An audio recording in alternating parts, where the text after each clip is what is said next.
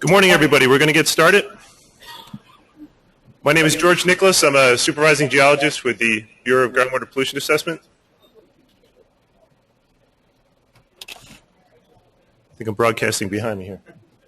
I would like to welcome you to the preliminary assessment investigation guidance training, as well as the monitored natural attenuation training. We have a pretty packed agenda today. But just to let you guys know a few logistical items. Also, I'd like to welcome people on the webinar. Just so people in the room know, we do have a large webcast population today, so we just want to keep in mind that they're also listening in. As far as questions go, there will be 2 question and answer periods today, one after the preliminary assessment guidance. Sorry. And then there will be one also after the monitored natural attenuation presentation. For the questions, we're going to run around 2 microphones. For the benefit of the webcast audience, I would ask that you, if you're asking a question, just raise your hand and we'll get to you with a microphone. It's important that the webcast hears the question as well as the answer because it benefits all of us. And I would also encourage you, with all the information today, I think it's a really good presentation. So I would encourage you to ask questions. It certainly helps us clarify a lot of the issues and points that we're trying to get across today. As far as just a few announcements, the restrooms are out this door and to the left. There's a set of restrooms as well as across the foyer. On the left-hand side, there's another set of restrooms there for when we do take a break. In addition to that, the cafeteria is out through the past the foyer, through the double doors and to the left. And all the way down to the end of the hallway if you'd like to get a cup of coffee, but we do have some refreshments in the room. I would also ask everyone to either mute or turn off their cell phones. It's just very distracting to the presenters as well as the audience. I'll probably have to do that myself. I'm sure I forgot. And just want to go over the agenda quickly today. We will have just a brief presentation by Dan Toder on the LSRPA to give us an overview of that. I'll just give a quick discussion on the guidance process so that you understand just how we developed it. And then we'll have Josh Gradwell of the DEP as well as Kathy Stetzer from Rue Associates give us a presentation on preliminary assessment investigations.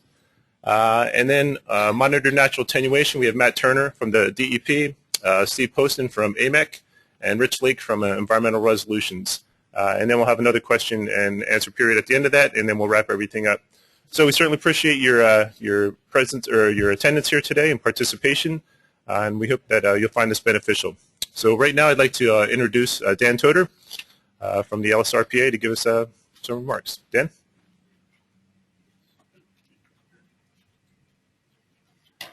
Good morning, everybody. Welcome to the session. We got a 2-for-1 show here for you this morning. Good morning to everybody out on the webinar as well. My job is to help the DEP through the LSRPA put on a lot of the training that you've been attending. Next slide, please. As we do this training, we have sponsors that help us provide refreshments and things like that. We're supported by our sponsors and also by our membership dues. I just want to recognize our sponsors very quickly. Accutest Laboratories, excuse me, Alpha Laboratories, AWT Environmental, Borba Surveying, East Coast Drilling, EST Associates, Hampton Clark Veritech Labs, and Riker Danzig Attorneys at Law. Thank you very much for your sponsorship. Yesterday we all got some news. About 3:30 yesterday we got the announcement that the exam application is out now. All the temporary LSRPs should have gotten that message. If you have not gotten that message, one thing is you ought to find out why you didn't get the message. And secondly, if you didn't get it, you can go on the DEP SRP website and click on a button called Becoming an LSRP. It's up in the upper right-hand corner. It's a green button with white letters, and you can click on that and get all the documents you need to apply for the exam. Next slide. So for some information, the exam has not quite, the date has not been set yet, but it's still supposedly going to be issued in May. The LSRP Association is developing and is well on its way to developing an exam review course. We're going to have that course on 2 occasions, one on April 16th at the Bergen County Community College, and one on April 25th at the Burlington County College, which will give people a choice to go either north or south. Please register. The registration is going to be announced on the lsrpa.org website this week, so look for it. If you intend to take the first exam, which I know a lot of the LSRPs are going to, register for the course as soon as you can. The cutoff registration we're going to have is April 2nd for the Bergen County course, and the cutoff for the Burlington County course will be on the 16th. So get your registrations in quickly. We're encouraging everybody to use a credit card when they register. We're not going to take checks at the door. So please register online and use a credit card. The cost of the course for members is going to be $150. For non-members, it'll be $200. And if there's a big rush and everybody registers for it, the LSRPA members will get preference over non-members.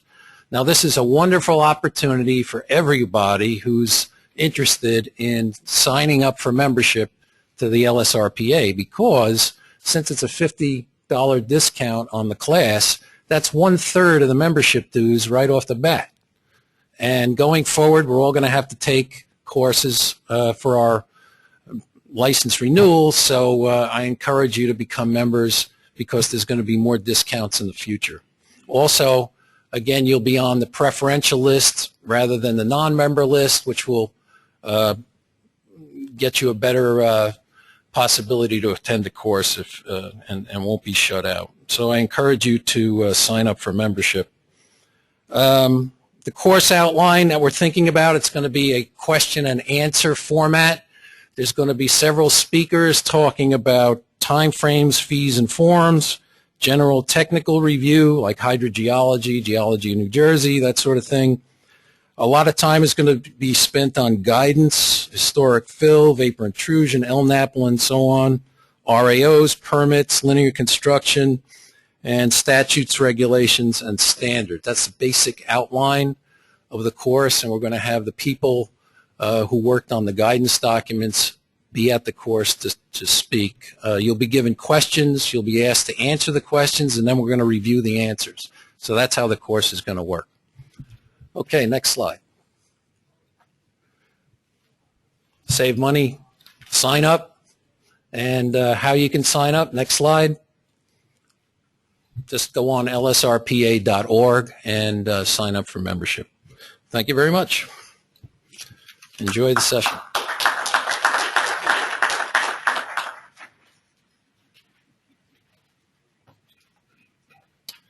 Thank you very much, Dan. Certainly appreciate that update on the LSRPA. What I want to do just real quick is give you a quick overview on guidance development process.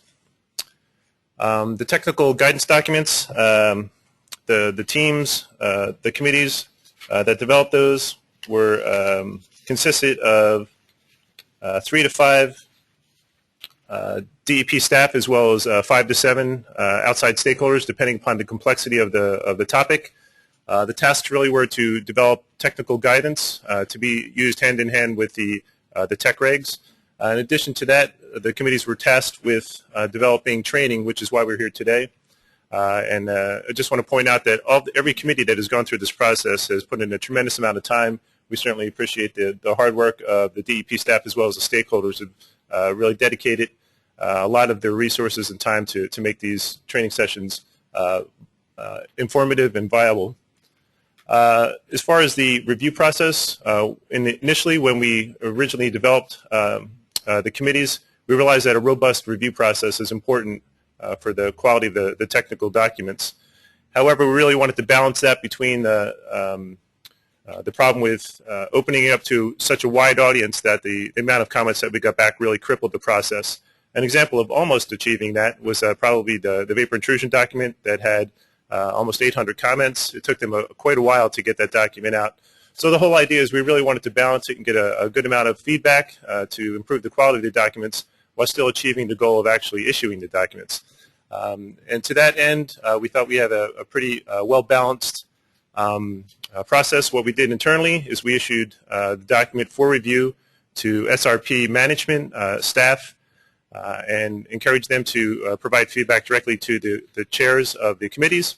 In addition to that, we issued the document to all the stakeholders on every one of the committees with the intent we requested each one of those stakeholders to conduct a review within their respective constituencies and then funnel those comments back to DEP committee chair. And that seemed to work very well. In addition to that, we also asked the SRP steering committee to conduct kind of a broad review to identify any issues that would prevent the document from being used. And that has worked very well. These are the technical guidance documents that have been issued so far. However, there is an update. The monitored natural attenuation document, of course, we're training on it today. That actually needs to be moved to the left, as well as soil landfill guidance has also been issued and posted. All these documents are posted on the DEP's SRP guidance library, and the web page is identified on the bottom of this slide. We would encourage you to access these documents and download them. In addition to the draft documents, we also conduct training, which is why we're here today. Just want to point out the reason we left vapor intrusion, preliminary assessment, and M&A up there is that there were some schedule changes, especially for preliminary assessment and monitored natural attenuation. We'd canceled the February 29th date and changed that to today to combine it because, you're welcome, Kathy, because of the March 1st deadline, which had a lot of people scrambling and overly busy. So we hope that has been a benefit to our audience. Next, after today's training, the next scheduled training will be the soils site investigation, remedial investigation, and remedial action guidance, and that will be on March 27th. As the bottom says, dates may change for some sessions. That is a true fact, and they already have. So please come back and check our training resources webpage, and we will certainly have an updated schedule on there. With this slide, I just want to identify, initially the tech regs really were not written for LSRP world. And one of the problems is on the tech regs, we kind of lumped variance from rule as well as deviation from guidance into the same category. And that really was not our intention, especially with how the LSRP program will be operating. What we wanted to do is issue a clarification between now and when the tech regs will be updated. The clarification really identifies how variance from rule will be expected to be treated. Just quickly, that is pretty much has not changed, but the deviation from guidance, what we would expect is on the next slide, is that the LSRPs do have flexibility to use their professional judgment. However, in cases where there's no DEP guidance or the guidance is not considered appropriate or necessary in the professional opinion of the LSRP, additional guidance and approaches may be used. However, it's important for the LSRP to explain why, what was done and why. And that's not just critical for the DEP, and I think I really need to make this or and highlight this fact, but it's not just important for the DEP because we do need to get the information for us to issue RAOs. The process will be delayed if we don't understand what has occurred if we are reviewing a case. But it's also important for other LSRPs who may take over a case, may not understand what was previously conducted on that case, but they do have to know in order to conduct their new work. So it's important for them as well as the DEP to understand what was done at a site and why. And again, the complexity of those explanations are relative to the complexity of the site.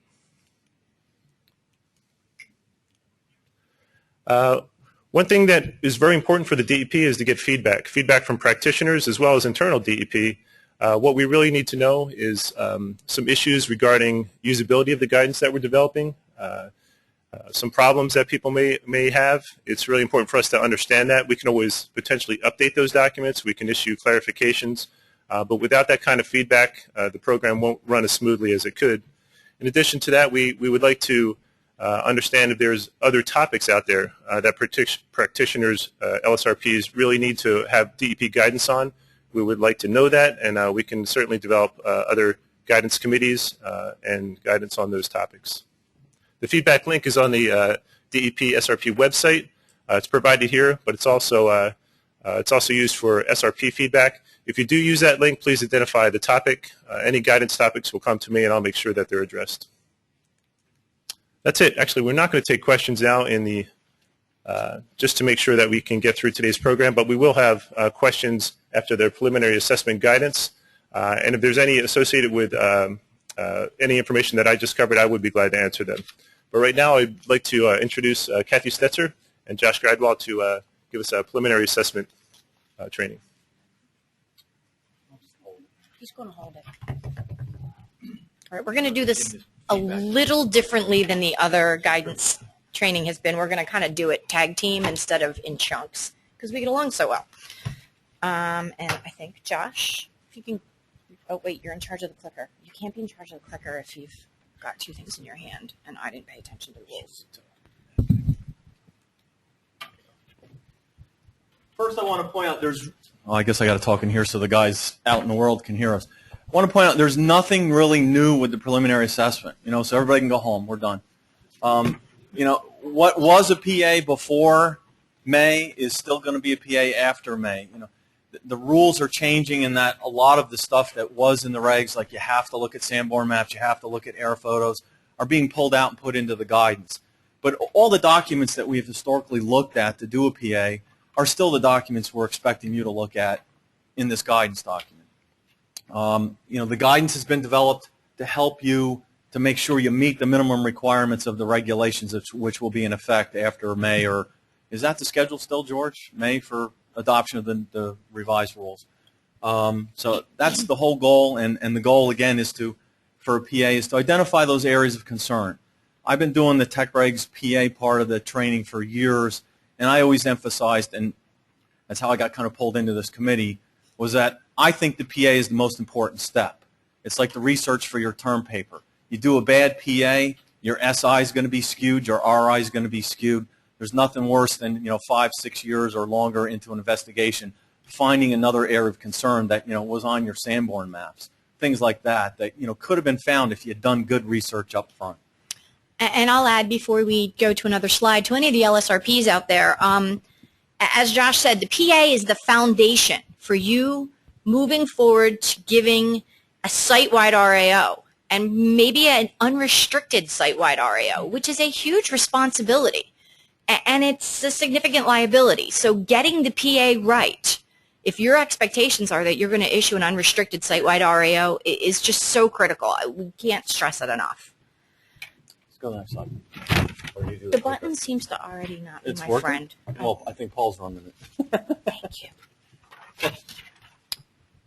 Okay. One thing that's going to be happening, if it hasn't yet, is the old form that everybody used as the base for their preliminary assessment, or most people did. You'd put that form first, and then you'd have all those crazy numbers of appendices that never went in order and confused people. Gone. It's going to be taken off the DEP website. It is not required to be used because we have the LSRP form. So what Josh and I tried to do was take that form and turn it into a checklist, which is Appendix B of the guidance.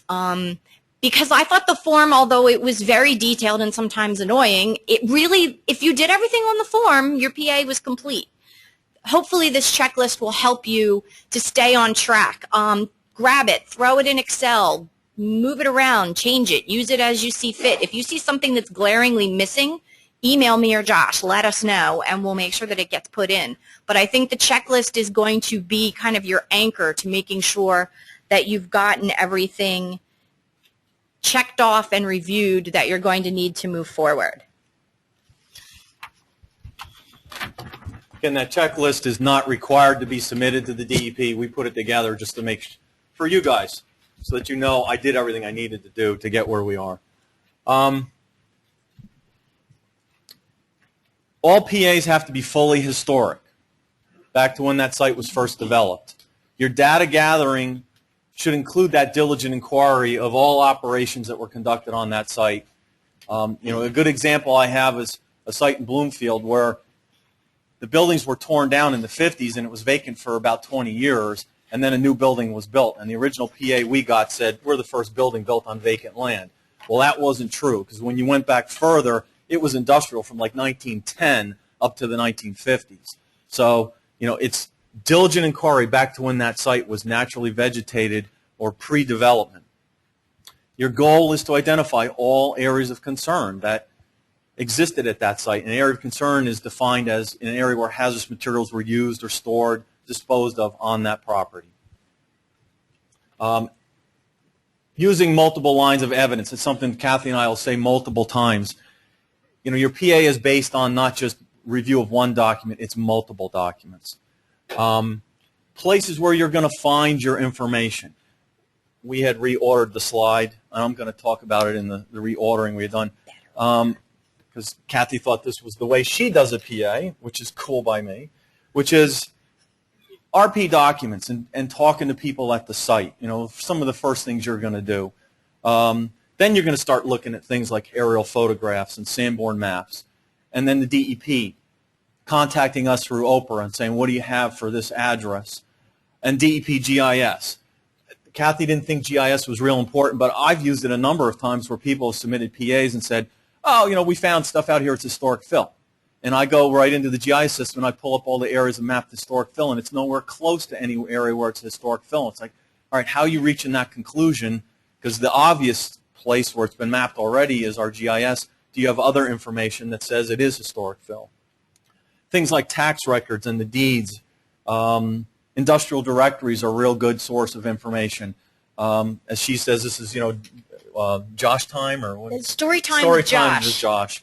I've had people tell us in PAs, there was no information about operations prior to 1950. And I walk down the street to the state library and pull out the industrial directories, and in 10 minutes I've got the names of operators, and based on their SIC numbers listed in the old industrial directories, a brief idea of what they did. And then I can turn around and say, well, guess what? You had a machine shop there in the 1930s, so the metals you're finding may not be naturally occurring.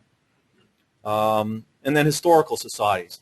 That's a good source of information. They've got neat old photos and stuff like that that may give you an idea of what the site was used for in the past that you may not have found through your research of other sources of information. They also tend to have neat old people who lived in the town back when those things were happening, and they like to talk, so that helps.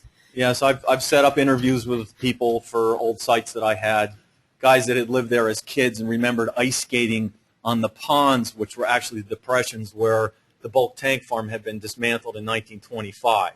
And they talked about, the oil that used to be around the rim, you had to step over that so you wouldn't get it on your skates, but you could skate on the depression. So they are a good source of information, and they're not afraid to tell all. They're not going to hold anything back. Next slide, Paul. Historical site operations are usually the way that people trip up on a PA. It's the hardest part. A lot of times, operations have changed. If you're in an industrialized area like Elizabeth or Bayonne or Patterson, it could have been something in the late 1800s, and it's been 6 different things until today. And all you can see when you're looking is what's there today. So doing diligent inquiry into historical site operations is so important in identifying potential areas of concern. Clearly, interviews, looking at facility files and drawings. A lot of times I'll go into a facility that's, I don't know, a knitting mill, and say, do you have any old drawings laying around from when this used to be the electronics manufacturing facility? And somebody will go pull out a drawer of really old moldy drawings, and lo and behold, there's the layout from 40 years ago. It happens. I mean, just being diligent, asking questions, digging in old boxes and corners of facilities really can help you find information about historical operations. In a minute, Josh is going to talk about aerial photos and Sanborn maps. They are key in identifying historical operations. And now you need to determine the use and hazardous materials that were there, and you might not have a list. You don't have their right to know survey from 1925, but you have lines of evidence that you're going to have to use for your professional judgment. Well, this used to be a paint and pigment manufacturing facility, so these are the types of things I would expect to be there. And if you don't know, doing research is really important. I was doing research on a copper mill. I didn't know anything about a copper mill, but I knew I needed to figure out how did they used to work back in 1915 and what types of contaminants could be associated with that. I did the Google, I went to the library, I asked people questions. That's how you're going to have to determine historical operations and the potential areas of concern if the activities are different than what there are today. Next. Now, current site operations are clearly a lot easier because you can look at them and walk around and you can ask questions. One thing that I do, this will be story time with Kathy, if the operations have been the same for 50 years at a facility, be aware that although they may still be making the same things, the way they made those things could be different. Historically, boiler chemicals may have contained chromate materials, where currently they don't. So when you're talking to the facility, they're like, oh no, none of our boiler chemicals contain chromate. But then you walk around to the boiler house and there's the 60-year-old guy who's got his desk back there and you're like, what do you used to use here? Oh, lo and behold, chromate containing materials. Or you've got this beautiful machine shop with a super clean floor and you've never seen a cleaner machine shop in your life, but it's full of strip drains and you know it's been there for 50 years. Are you going to make the assumption that it has always been that pristine? Probably not the best idea.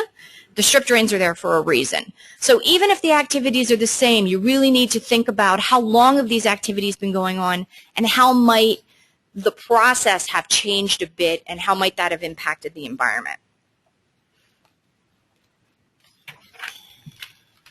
This is one of my favorite items. I can't tell you how many times I've run across the street to look at the air photos that we have over in Tidelands. You know, they are a snapshot in time. They don't lie. Plane flies over, takes a picture. You can't change that picture. It tells you what was there. You know, out of coincidence, a case I had once in Linden, it burned down in the 70s and happened to be the same day that the flyover was done in 74 or whatever. And you could see the huge plume of smoke going from the facility in the air photo. It was kind of neat that the case I had was in the air photo on fire. But you can use those air photos to look for things like old historic buildings. Where did they exist on site if they don't exist anymore? So that you can kind of compare them to where the buildings are today. So you know, do I have to look over in this back area that's now a parking lot that maybe historically had been a storage area for above ground tanks? You're looking for pits and ponds that are there in the 50s but aren't there now. What did they fill them with? Stress vegetation sometimes shows up. You've got lush vegetation around the facility and you got this one strip and you kind of see, well, it looks like there's a pipe coming out the back of the building. Were they discharging something that was killing all the vegetation out the back of the building? And transportation-related features. Do you have a road that goes back into the back 40 and there's a large area in the back that looks like it might have been a dumping area, but that road doesn't exist anymore when you go to visit the site today? Next slide, Paul. You're looking for evidence of like pavement patches. Does that indicate that something was excavated sometime in the past? You may have new pavement out there now and you're not going to be able to see that there was a patch in the pavement 10 years ago where they took out the underground storage tank farm. And again, footprints of former structures compared to today's structures.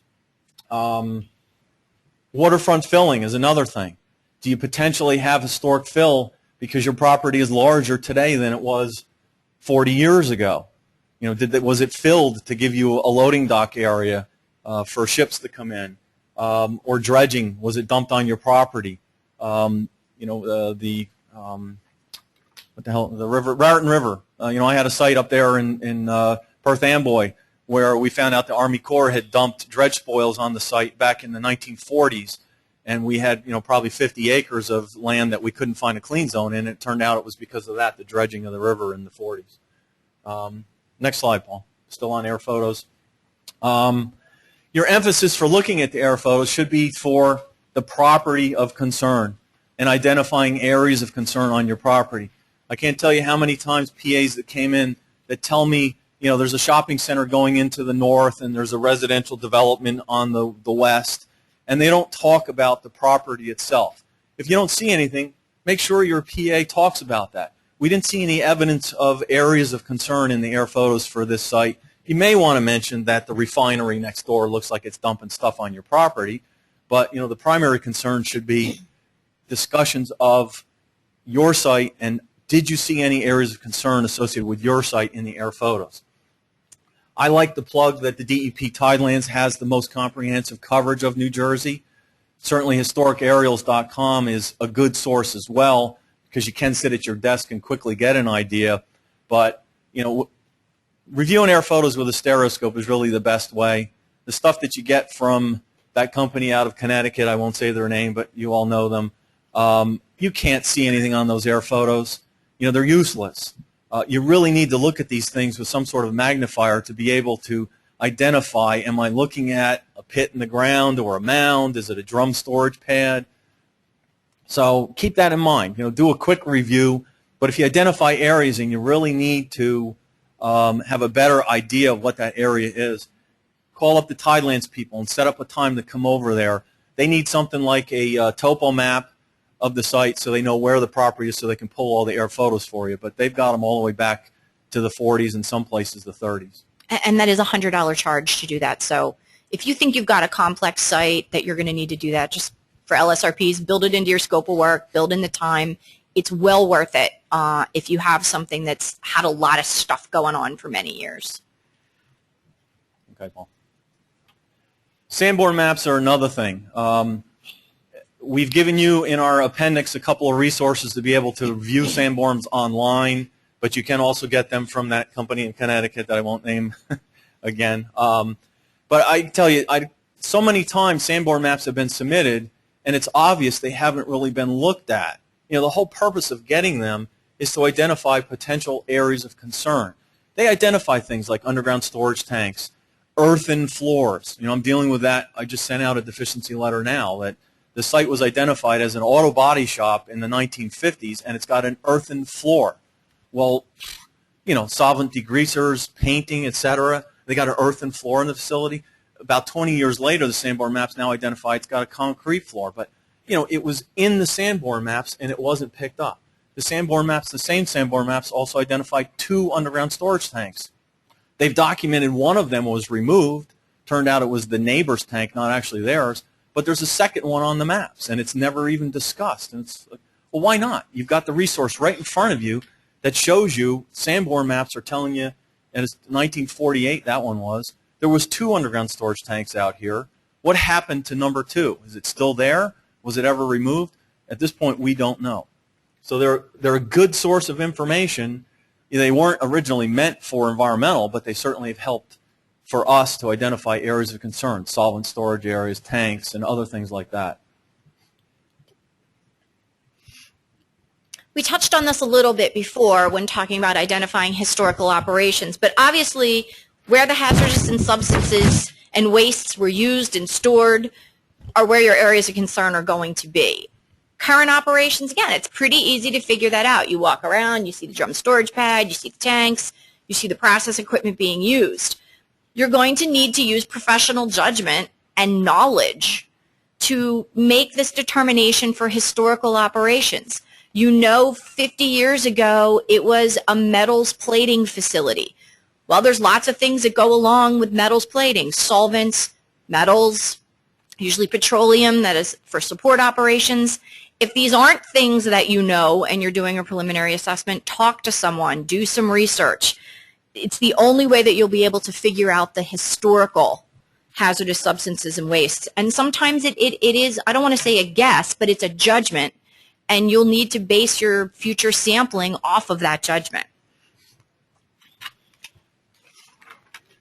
Same with wastewater discharge history, and this is one where I often see, and I think Josh would agree, deficient preliminary assessments. Facility has always been hooked up to the public sewer for the last 50 years.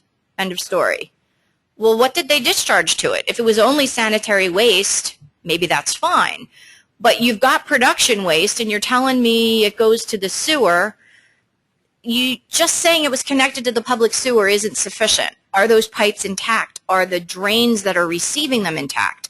There's so much more than just saying where it goes. You need to think about where the waste enters, how it's transported before it gets to that public sewer. Now, obviously, if there's septic fields on site, could they have received processed waste, processed water? Very, very important, and something that's often overlooked. And you can't always tell from your preliminary assessment. The answer out of your preliminary assessment may be, I don't know where all of these drains in my floor go to.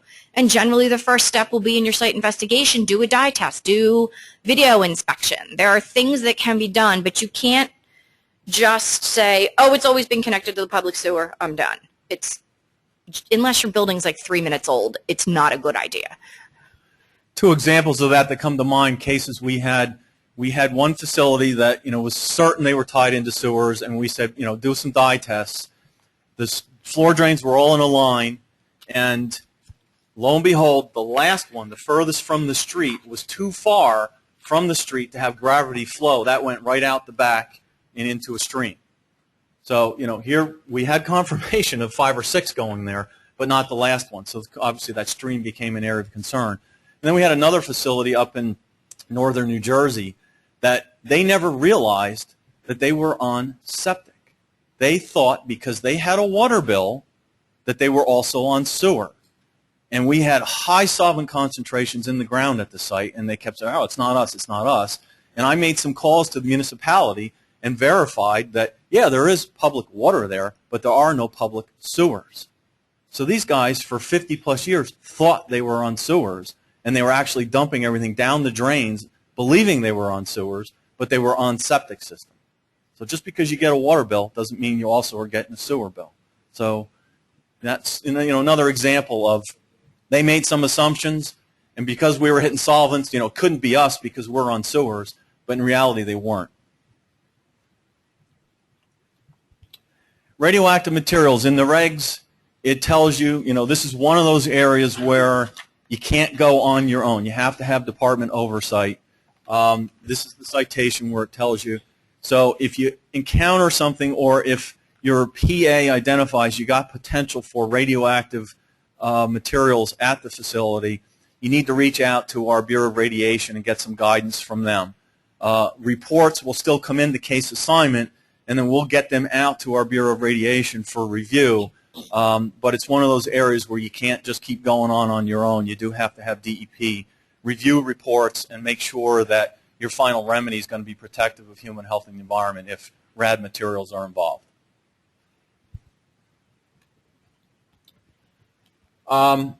Permits and enforcement actions are another area where you can get a lot of good information. You're going to identify, do we have environmental permits? Not, we went to the building department, got a permit to put new electrical in. Do you have permits for air discharges or water discharges? A lot of people have submitted PAs to us saying, well, I have a permit to discharge to the lagoon and I do monitoring. Does that necessarily mean that everything's okay? No, you got 50 years of ongoing discharges of supposedly treated wastewater. Just because you're within your permit limits doesn't mean you don't have some exceedances of groundwater or soil contamination at the site. You're looking for notices of violation. Did the local authorities or the DEP visit the site and cite them for a violation of either permits or not having a permit for some sort of unit on site that should be permitted? Also court orders and other things like that where there may be, again, official orders by a state or a court, about an environmental violation that needs to be corrected. Those are the kind of things you're going to be looking for. And I'll add that there's, on the old form, which everyone should still keep in the back of their mind, there was a section where there was a notice of violation, or you knew you had a discharge and you had a citation. Follow the story till the end. If the end doesn't end with you got an NFA, well, then maybe that needs to go into this is a potential AOC pile. Sometimes you find this list of violations, a violation of a permit or that you had a notice of a discharge, and the story doesn't quite end in the file. You need to chase that to its conclusion. In another good example I had, we did have one of my earliest cases. They had permits for an air particulate matter baghouse thing, but it didn't always exist. And we were ready to close the case, and I got a call from EPA Region 2 asking me if we had addressed the discharges these guys had back in the 60s. And I was like, what are you talking about? It had never been identified.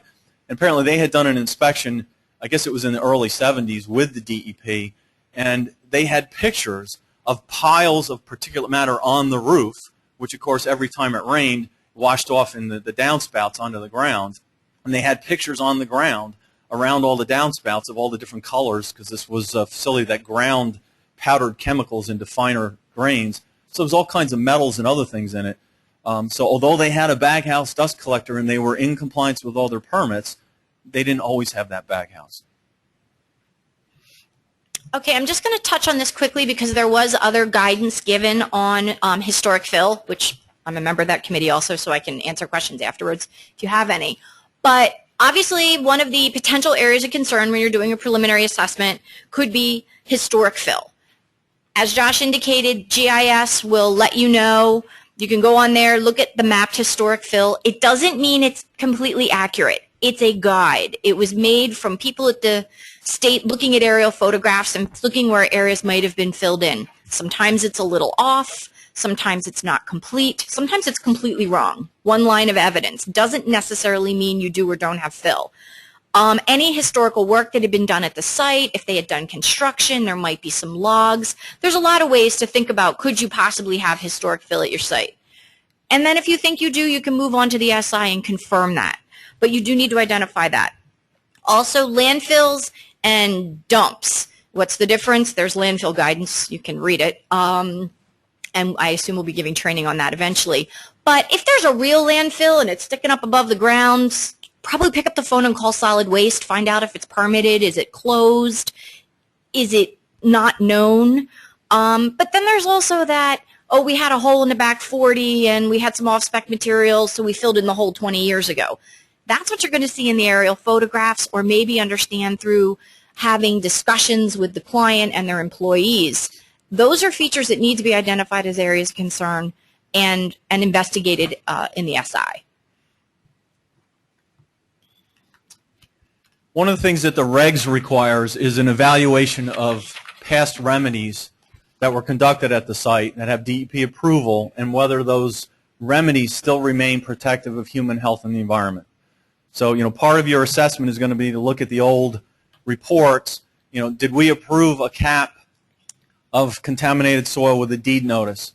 And does that require, that cap to be monitored periodically? When you do your walkthrough inspection, does it look like the capped area is really still capped, or are you seeing evidence of erosion?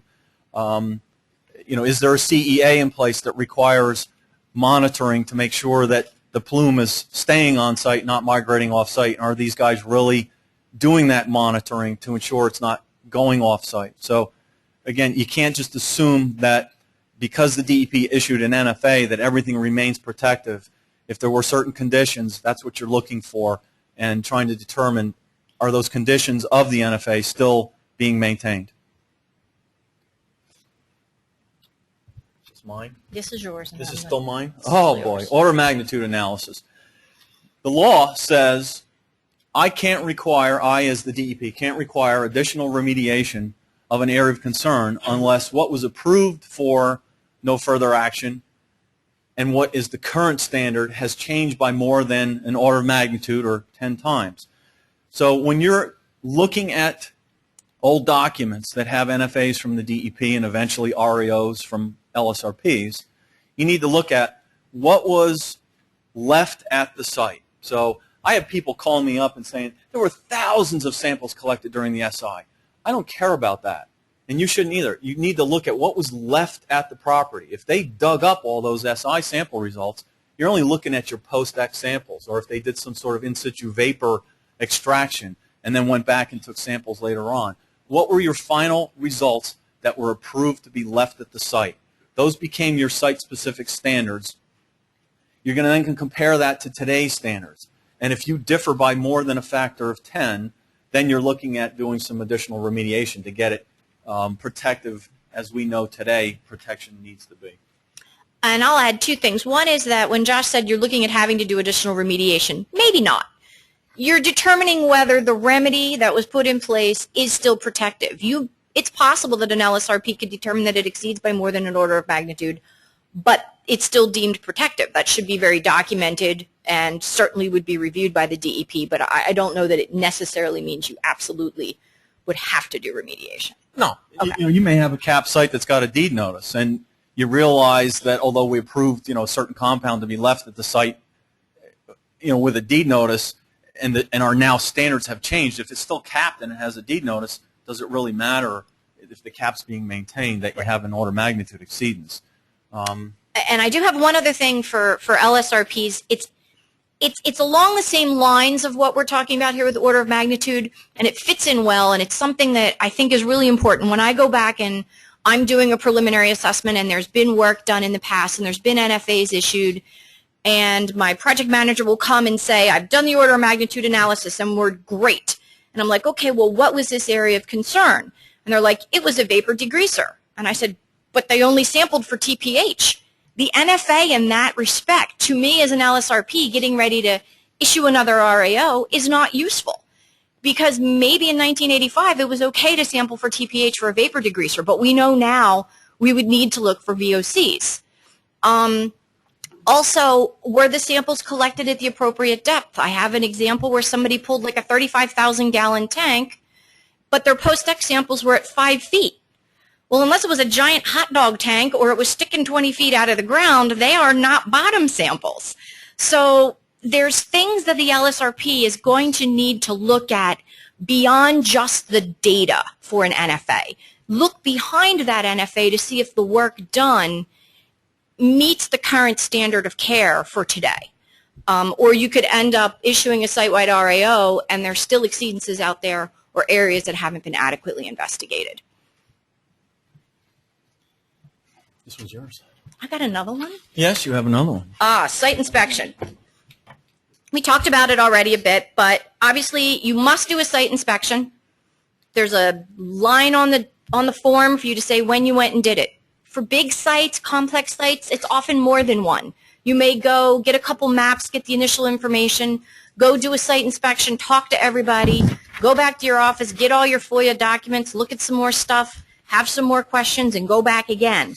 You should go back as many times as you need to collect adequate information to identify potential areas of concern. Generally, when you're there, you're also rummaging through whatever files you can find, boxes in the back room with the old drawings, interviewing not only the managers, but try to talk to the people that work there if it's allowed. They're a wonderful source of information and can often help you fill in some of those check boxes that the managers might not know. Something that always, it's one of the little red flags going up in your mind when you're doing a site inspection and there's fresh gravel everywhere. Ask some questions. Fresh gravel doesn't generally just show up overnight, and it's usually covering something. Just little things like that. Also, if you go in to do an inspection at a facility and there's a warehouse room and it's full of boxes, and this has happened to me, are there any floor drains in here? Nope. Okay. Then we come back 2 months later and there's 6 pits, 12 floor drains, and a sump. Okay, well, make sure that you make the time to have the client or the current owner or whoever's there move some stuff out of the way so you can really inspect that floor if you think there's the possibility that there's drains. Because if it's a warehouse room now, it could have been a production floor 50 years ago. And that's something that's very often missed until much later in the process, and then you have to scramble to realign your site investigation. So beware of boxes. I think that's it. No, this one's me too. Yeah, she gets the next one. Okay. Obviously, as Josh said in the beginning, the whole goal of the preliminary assessment is to identify potential areas of concern.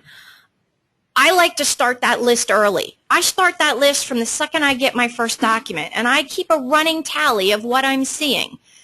Do I, and I call put it on the table, take it off the table. All the AOCs need to get put on the table and sorted into piles.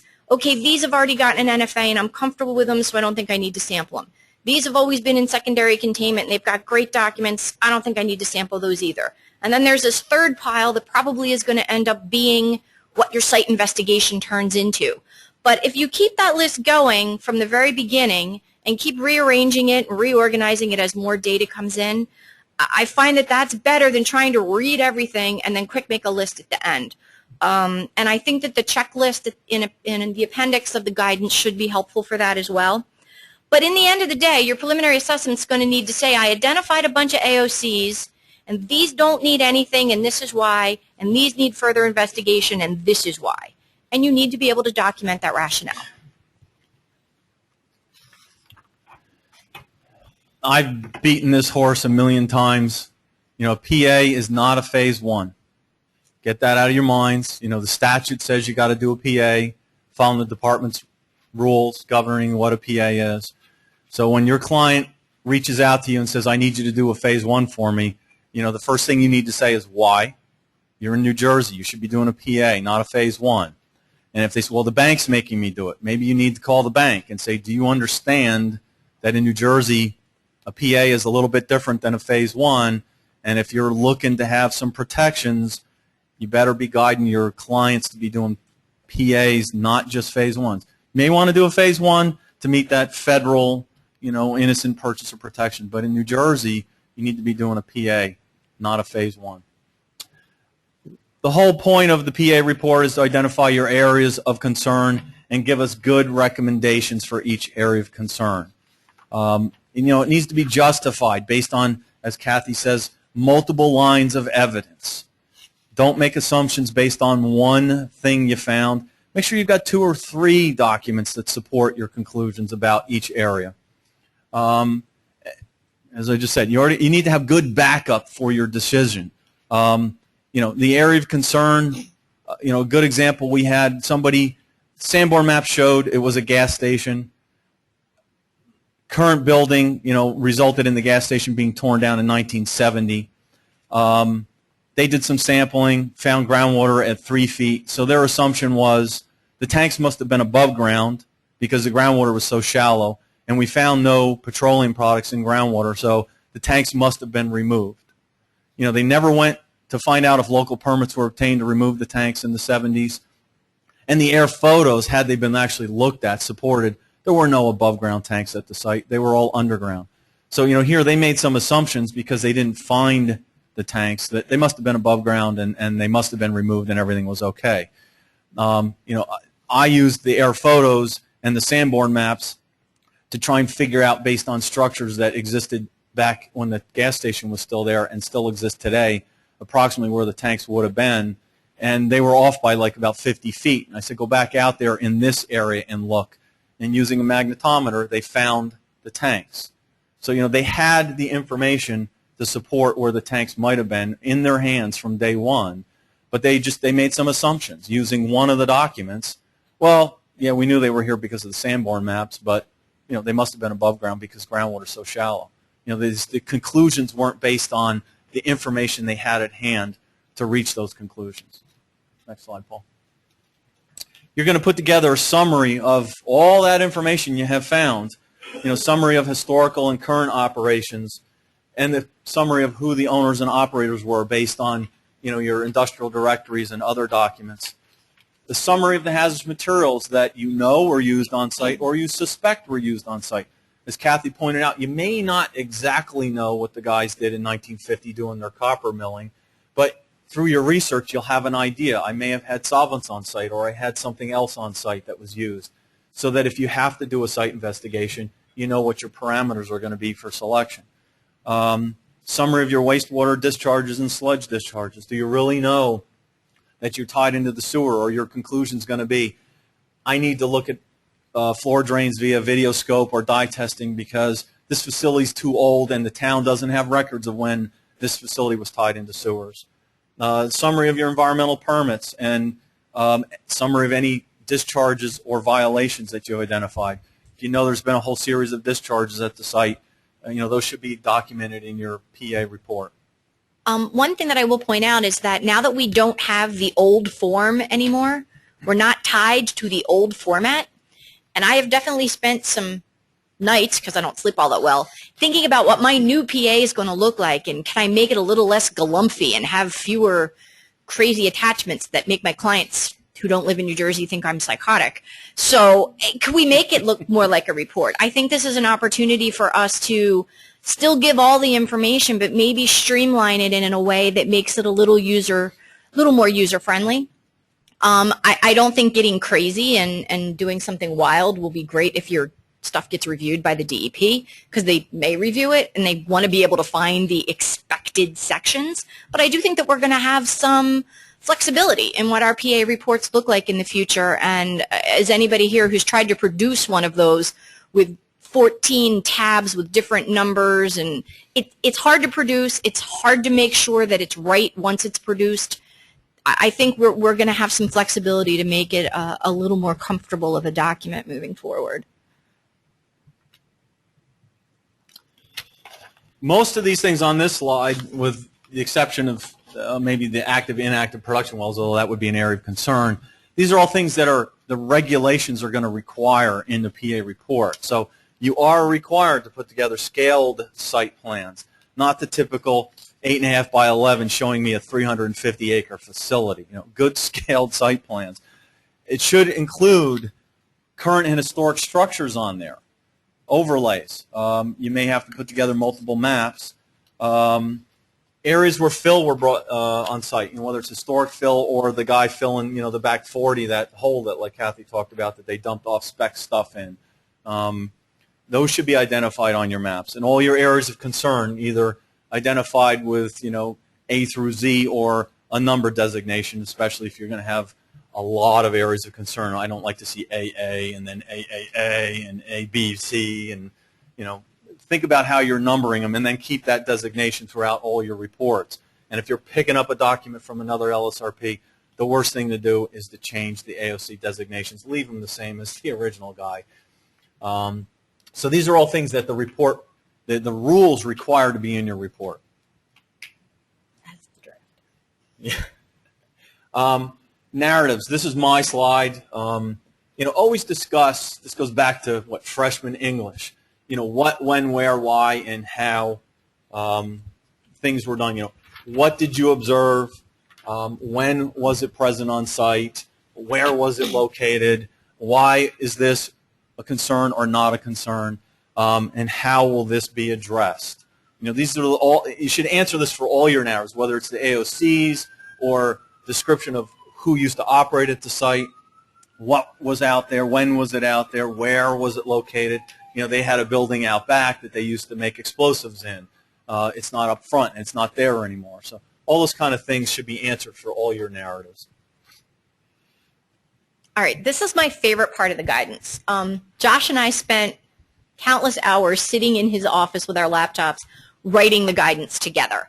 It was definitely a joint effort, and I guess a labor of love, because we're both big PA geeks. But Josh kept trying to put too much anecdotal information, I thought, into the actual guidance.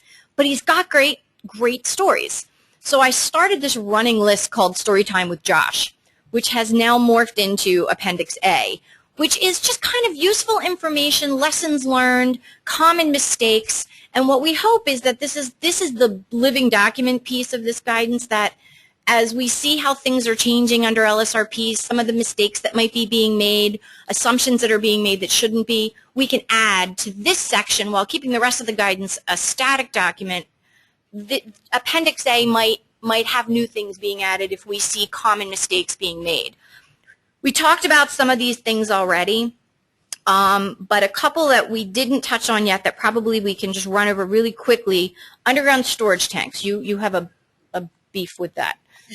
I can't tell you how many times we've had documents come in where there is a non-regulated heating oil tank at the site, and it's totally blown off because they make the assumption that because it's not regulated by the UST laws, it's not an area of concern. If you're issuing an entire site REO or you're dealing with an industrial establishment subject to ISRA, that heating oil tank is an area of concern regardless of whether it's regulated under the UST laws or not.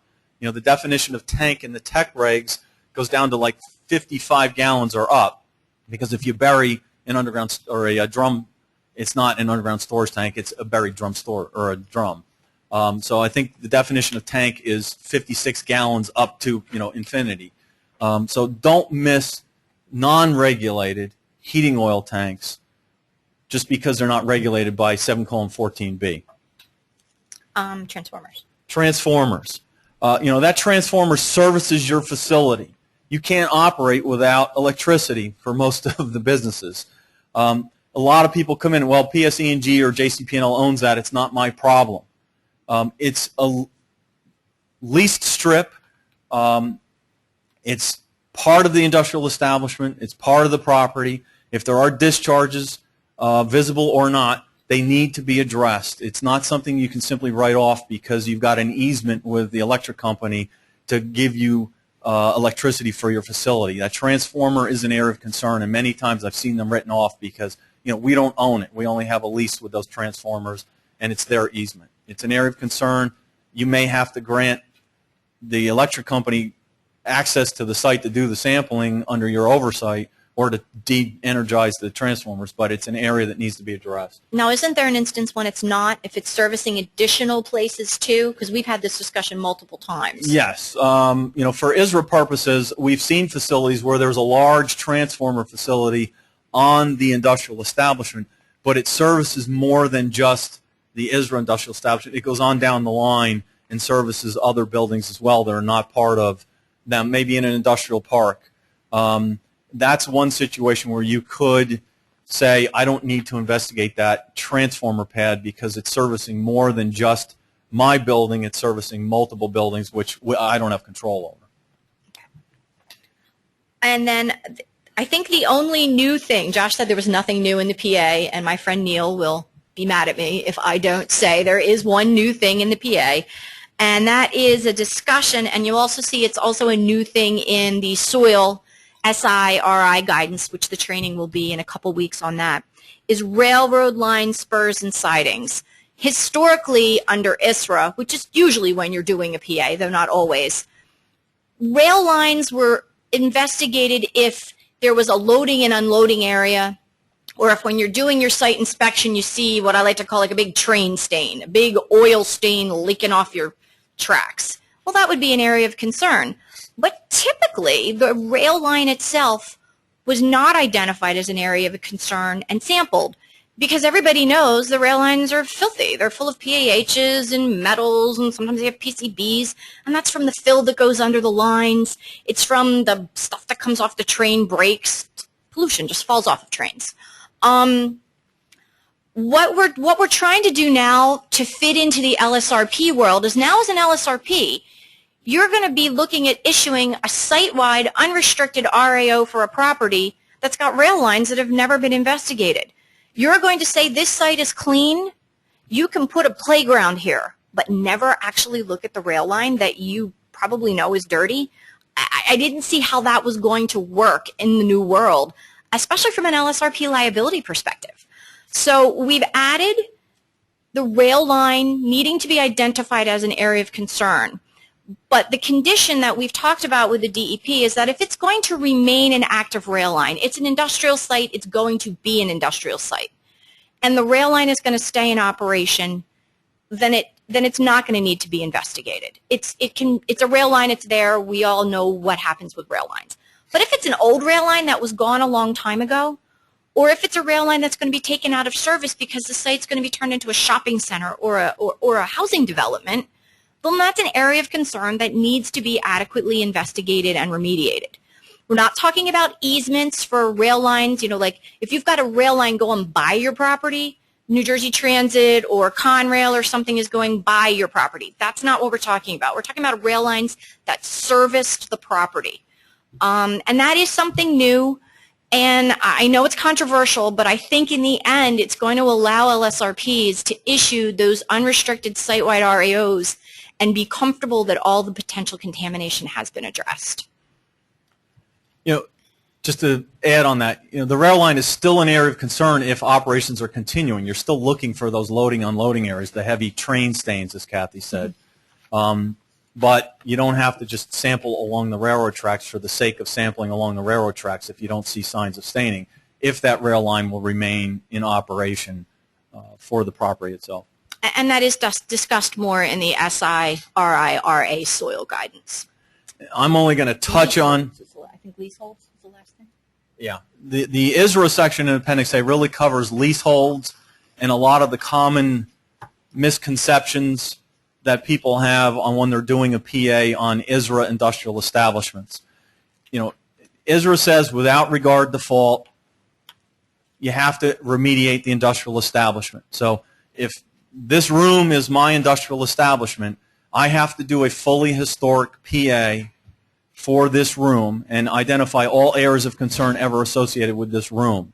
I can't just say I've only been here the last 10 years, and I never used the floor drains. You know, the PA is fully historic. So just like any other PA, you're looking at Sanborn Maps, air photos, et cetera, for the leasehold portion of the industrial establishment. Now, if there's only one building on site and the guy leases the entire building, it's no different than if he owns the building. It's fully historic. The guy can't say, well, I never used the back 40, or I was never allowed to use the drum storage pad that's out in the back corner. That's the property owners. He's in for all areas of concern. So read that section. It gives you some details on what you have to look at for an ISRA industrial establishment when you're doing a PA for a transaction.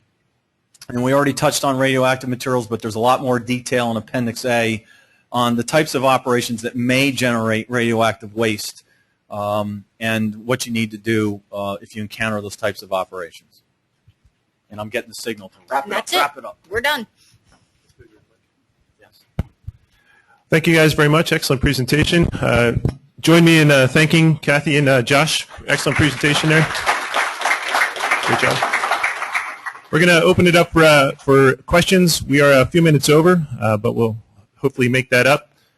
So right now, again, the way the questions work, I'll remind you, please wait until we get the mic to you for the benefit of the web audience. And the web audience has the ability right now to type in questions and forward them to us.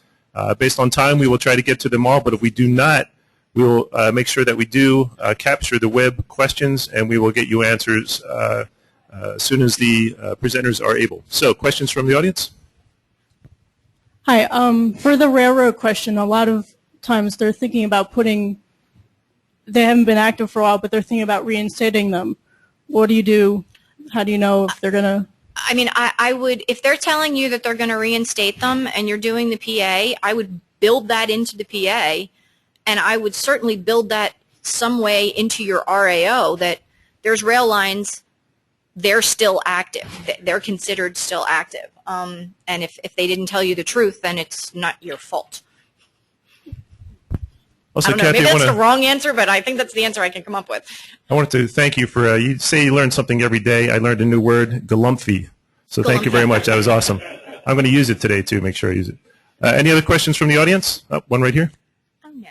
No. Two, actually. You knew I couldn't resist. Josh, you mentioned that only anthropogenic radionuclide contamination requires DEP oversight. What if it was a discharge? She brought that up. I asked him that in his office on Thursday afternoon. The language that we put in the guidance. You got to come to the Oh, mic. I'm sorry. Yeah, I forgot on him. The language we put in the guidance is the language that's in the rules. I certainly would say if you have evidence of a discharge that's radioactive, call radiation. But again, we pulled that language right out of the rules that will be adopted in May. And Kathy brought up that same thing. Well, what happens if it's a discharge? I just found a site that had a cobalt-60 discharge. People actually went to jail in the 80s. It was cleaned up by the Fed. It doesn't show up on any map or in NGEMS other than what BER has manually. And Jenny Goodman ran it down for me, but if I hadn't had an inkling to ask, it would have never been found. Right. I certainly, anything we're dealing with RAD, call radiation people and talk to them. Oh, Jenny rocks. Second question. Why are active or inactive production wells considered an AOC? I'll give you a great example of that one. I got a Josh story for you. 1986 ISRA case, I picked it up as a hand-me-down in 1992 or 93, and there was an RI that was going to be started. I figured, well, this will be my time to get out to the site and see it for the first time. I had already read all the documents that had been submitted up to that point. So, again, it's 6 or 7 years old. We're walking around the facility before sampling is going to start, and I'm inside the warehouse, and I'm looking at what to me looks like a wellhead, an old production well. And I said to these guys, is that a well? And the answer was, yeah. This is, one of the facility managers that was told to take me around with the consultant. And I said, I don't remember that being on any of the maps. And I said, do you guys still use that? The answer was no. And I said, why not? And he says, there's oil in it. This thing was 300 feet deep. They stopped using it because it had oil in it. They drilled a new well out front to be able to have the water they needed for their production. They couldn't have non-contact cooling water with oil in it. My next question was, well, where do you think the oil's coming from? the tank that used to be under the floor. That wasn't identified either. You know, I turned to the consultant. I said, this case is 6 years old. You got a well 300 feet deep with oil in it coming from a tank that you also didn't tell us about yet. You know, have you investigated this? Well, you know, we don't really know what's really there. And, you know, the facility operators, oh, we know it leaked. It's set in bedrock. When it leaked, it went right into the fractures and it got sucked into the well. So that's why we say inactive or inactive production wells should be identified. The other thing is, if they're inactive wells, Bureau of Water Allocation wants those wells sealed. They don't want an open hole that's 300 feet deep that can be a source of a conduit straight down to, you know, deeper aquifers if it's not going to be used anymore. Great.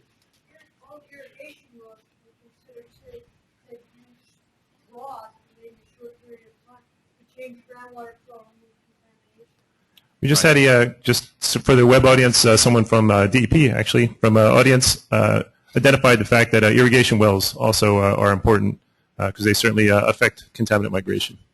We're going to take a couple questions from the web. First one is from Steve Bazuski. No, we can't do that. What are the major differences between PA and ASTM Phase 1? You don't want I get stuck with this. Phase 1 has a lot of outs. I'll use this the word. You know, you're supposed to interview people that were familiar with the facility, but the Phase 1 gives you an out that if, you know, I send you a letter and ask for information while you operated that site in the 50s and you don't respond to me within a certain amount of time, you can consider that part of your investigation complete and just move on. Whereas we say in a PA, you need to find out what they did. So if this guy doesn't respond to you, find some other source of information. So that's the biggest difference, that there's Format. and well, the format as well. But you know, that's also agency information. You ask for the DEP information, and they come back and tell you, I got 55 boxes for the facility. You may say, oh, that's too much to look at, and you kind of have an out with a Phase 1. It's unmanageable information, so you can kind of skip it and say, well, yeah, the DEP does have a lot of stuff, but I didn't look at it. Whereas the PA says, you got to go look at it and make a determination it's irrelevant or that it's really relevant and you need to, you know, use it for your SI or RI phases. Great. Thanks, Josh. Next one is from Julia Zuniga. Is a PA needed for non-ISRA cases? It could be. If your client wants a site-wide RAO, then you need to do a PA. Anytime that you're going to issue a site-wide RAO or a leasehold-wide RAO, a preliminary assessment has to be the first step in that process. It's always required for ISRA, but it could be required based on your client's needs. The next one is from NBF, which could be the National Bank of Finland. It says, not a question for the floor, but can these webinars be converted into podcasts for later listening? Just wanted to point out that they are archived and available on our training webpage. You can access them and listen to them later. As far as podcasts, we haven't looked into that, but it is on our list, our to-do list. Next question is from Christine Chapman. Green Acres has stated that they need a copy of the aerial photographs with their PA. Is that true? Oh, no.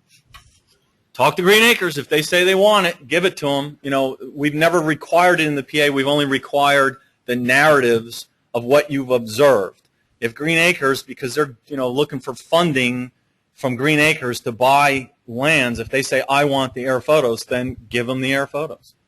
It's a lot easier to do now with historicalaerialphotos.com and other sites like that where you can just buy them and they email them to you. Okay, next question is from Heidi Manuskin. When will the PA form require longer? I think it's about we don't have the PA form anymore, and how in the world are the formats going to work because everybody's going to go rogue. I don't necessarily think that that's a bad thing.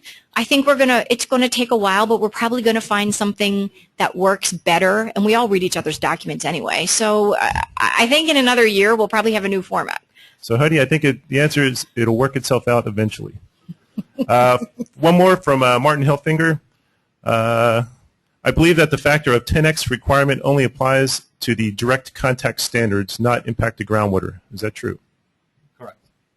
Yeah, that's correct. It's the direct contact. I like that quick answer. Any other questions from the floor? Oh, one right here. If you're doing a PA, you're supposed to have access to all the site facilities. What if they refuse to let you into that warehouse room? What if I wouldn't give them an RAO if they didn't let me inside their room.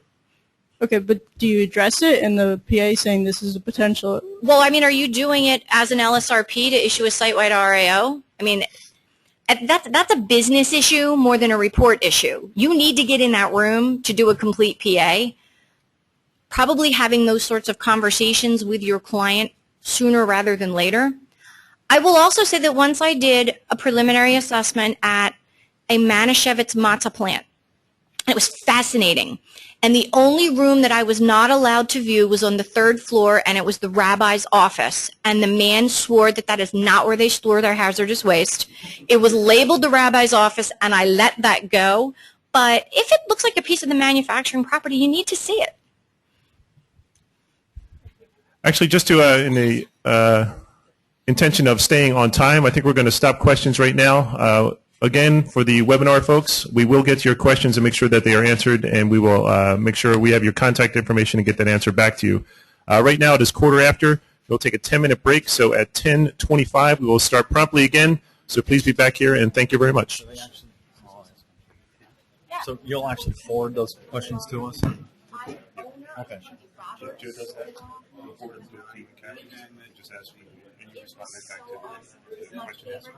Okay, so you don't have to respond where everybody in the world sees the question. Yep.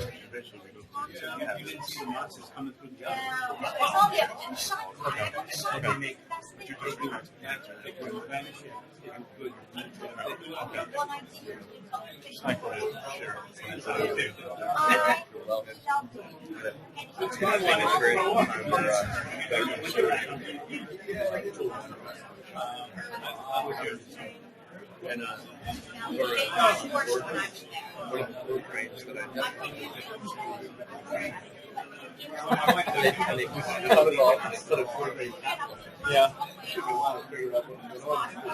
But they generally used it to dispose of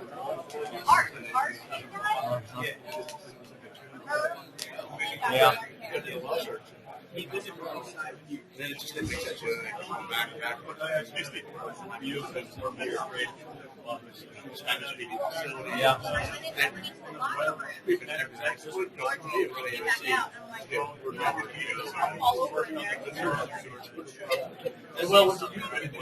I just disclosed everything.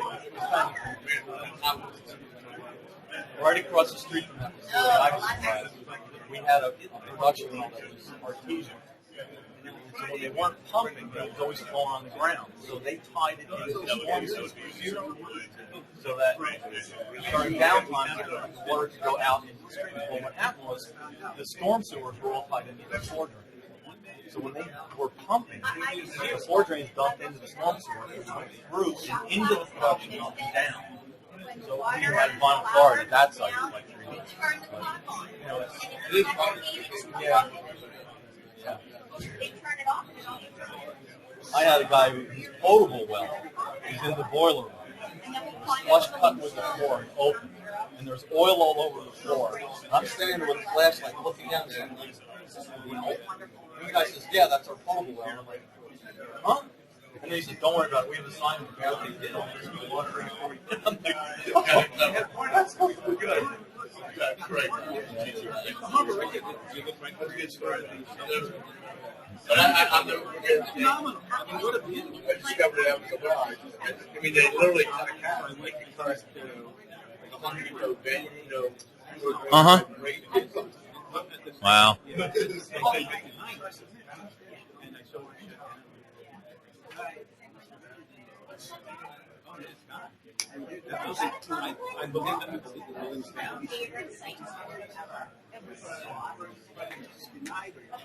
Is that where all your drugs have those waste are? The only place I was never allowed in was the RCA guidance missile. They had certain, I didn't have government clearance to get in there. Oh, yeah.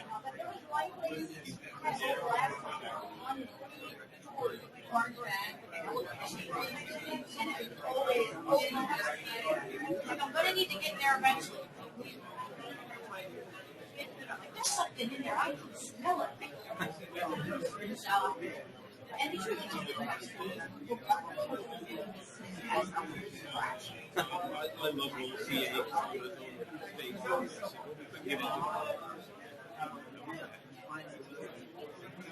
this is one that was written like 9 months later.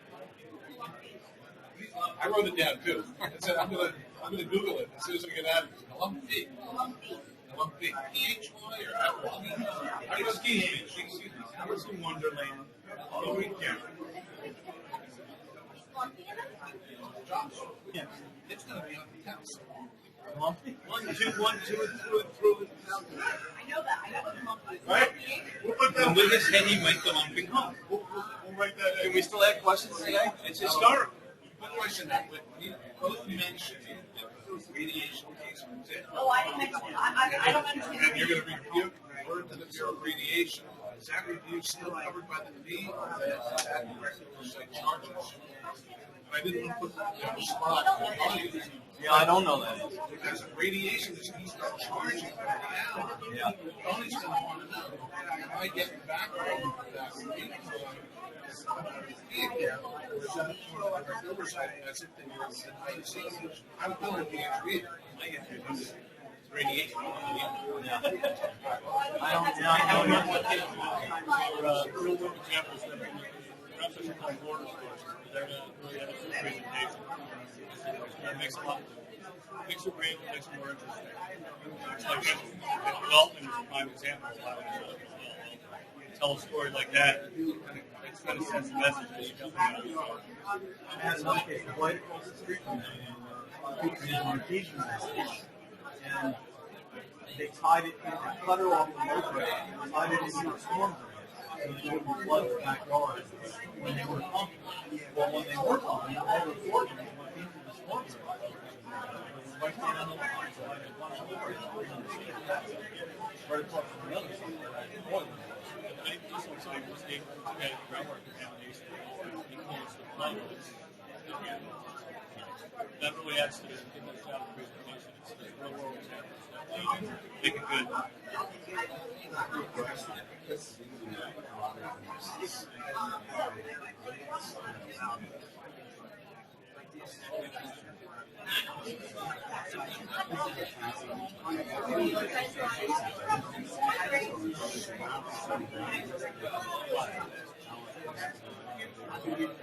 Well, it's our community are here for PCBs. Yeah, 22. So people are not used to it. Yeah, exactly. So when I used to do the talk, I would say, you have a discharge something that's non-PCB, so it's at 40 parts per million. You're way over the standard. So that's why we add that in. So many people miss it. They say, oh, it's non-PCB, I don't have to do anything about it. Unless it's a dry type transformer.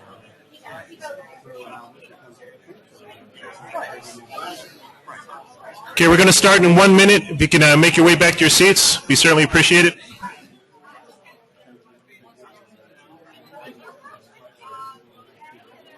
Oh, yeah. Oh, okay.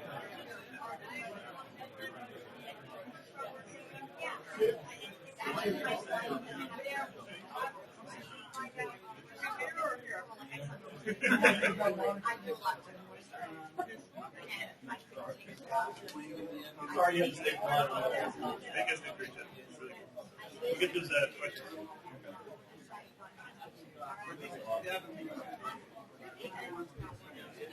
Well, they're not going to be able to need it. Oh, okay. Yeah, might need that.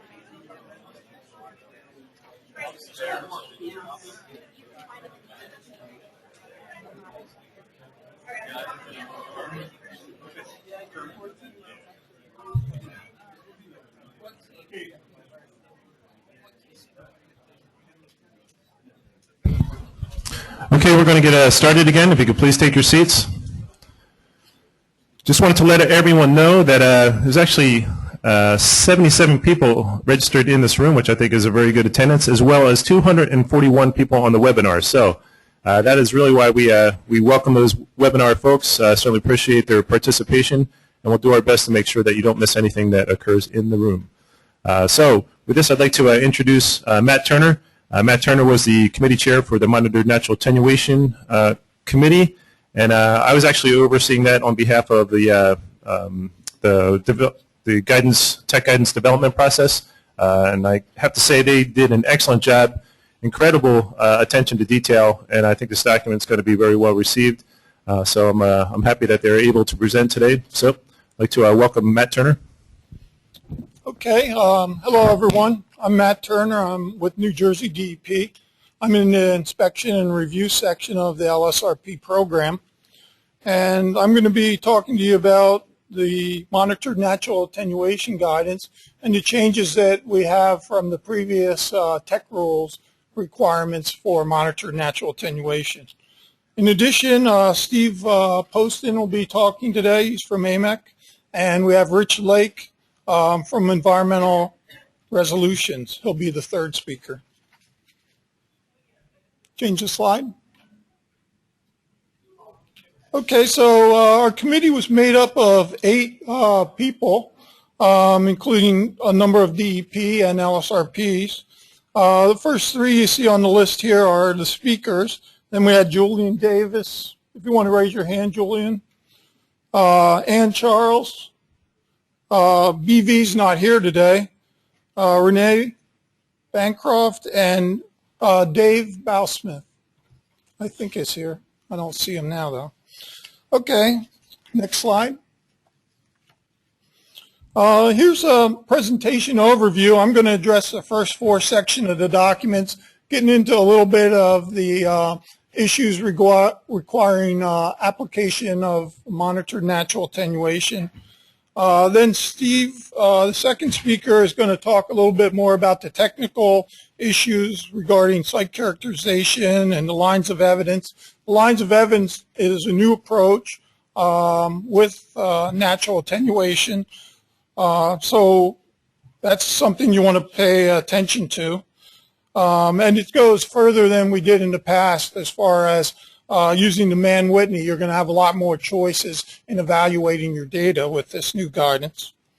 And then your last speaker is Rich. He's going to be talking about Section 7.8, long-term monitoring that we have under the permit, the groundwater permit, as well as reporting for monitored natural attenuation. And he's also put together a case study to help you further understand what we're looking at or what's going to be outlined in this guidance document. The document ended up being about 50 pages in total, and it is available on the web. I did check, and it is posted up there. Next slide. Oh, the appendix. The appendix we put a lot of effort into, and it's a good reference, a good resource for anybody working with natural attenuation as a remedy. In Appendix A, we have some of the degradation and stabilization processes that we outlined, and we took some information from additional references to help you better understand these processes. Appendix B, we talk about isotope analysis and gives you a little bit more detail on how to do that analysis. In Appendix C, we talk about mass calculations, and there's more details here about how to calculate the mass of contaminants in the aquifer. Appendix D has some aquifer characterization tools that are available to better identify where your contaminant is in the ground. Appendix E, that's where we have the trend analysis and statistical tests. You're going to have more options to evaluate your data with this new guidance document, and we outline some of those additional statistical tests and how to perform them in that appendix. And then Appendix F, we have some summaries of some of the resources or some of the references that we use in developing this document. Some of the better references we actually included in the appendix, so you can go back and take a look at those and see if there's any pertinent information that you may use in designing a monitored natural attenuation program. And then we also have a glossary and acronym. As I said, this is a good resource for you. It's longer than the document itself. It's 125 pages, so take a look at that if you have any questions about some of the topics that we talked about today. We started this development of this document back in June of 2010, so we've been at it more than a year and a half. We started out with biweekly meetings, and we initially found out that that wasn't going to be enough. So we ended up meeting most of the time once a week for 3 hours as a group. And we had, in addition to that, we had conference calls, and a lot of